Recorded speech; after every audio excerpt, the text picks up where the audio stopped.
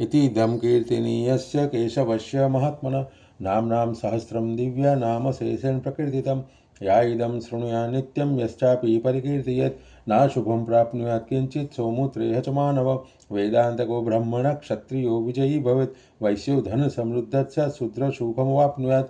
धर्मार्थी प्राप्नुयात् धर्मम् अर्थार्थी चार्थमाप्नुयात् कामानवाप्नुयात् कामी प्रजार्थी प्राप्नुयात् प्रजम्।